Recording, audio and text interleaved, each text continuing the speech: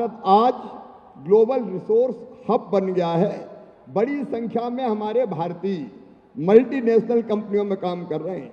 एक डाटा के अनुसार 500 फॉर्च्यून कंपनियों में से 60 के सीईओ भारतीय हैं।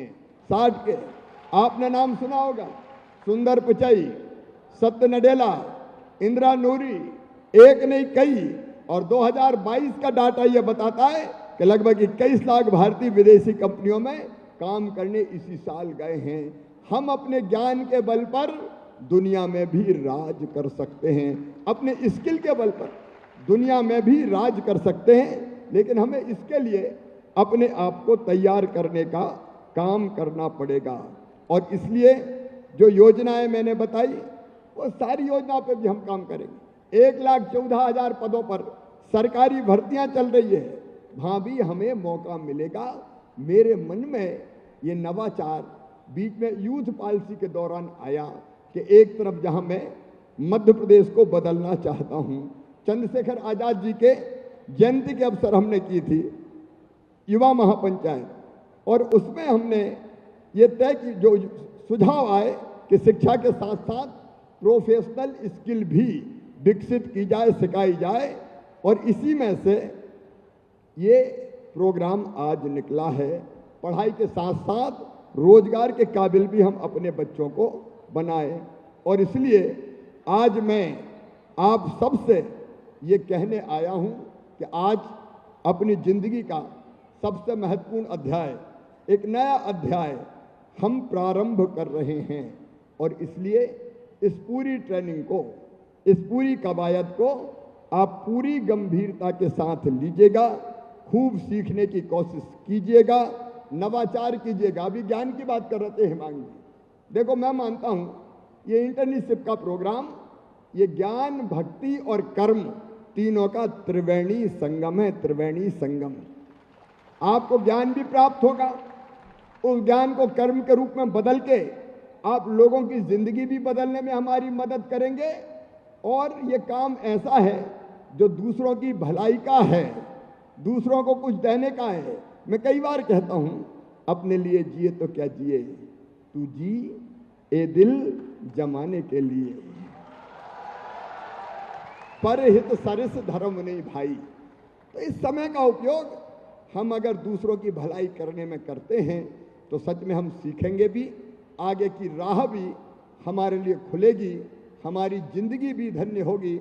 और सचमुच इसी में से हो सकता है हमको अलग अलग फील्ड के लिए नए नाम मिल जाएं, नए नाम मिल जाएं। और इनमें से ही कई बच्चे नौकरी मांगने वाले नहीं, नौकरी देने वाले भी मिल जाएं, ये हो सकता है। और इसी में से कई बच्चे हो सकता है कल के सीएम भी बन जाएं। कोई बड़ी बात नहीं, बिल्कुल असंभव नहीं है। देखो, कुछ भी हो सकता है और आप कुछ भी कर सकते हैं। और इसलिए इस स्थान पर पहुंचने के लिए अपने आप को तैयार कर लो। बोलो, तैयार हैं? मैं आपके माध्यम से मध्य प्रदेश बदलूंगा, बदल रहा है और तेजी से बदलूंगा, क्योंकि मध्य प्रदेश की प्रगति और विकास मेरी जिद है, मेरा जुनून है, मेरा जज्बा है। और मध्य प्रदेश की 8.5 करोड़ जनता ही मेरी जिंदगी है। मैं हमेशा कहता हूं, मध्य प्रदेश मेरा मंदिर है, उसमें रहने वाली जनता ही मेरी भगवान है। और उस जनता का पुजारी शिवराज सिंह चौहान है। हम मिलकर उस जनता की जिंदगी बदलें, लेकिन कुल मिला के आपकी जिंदगी भी बदल के ऐसी हो जाए कि दुनिया देखे कि ये काम करने वाले हैं।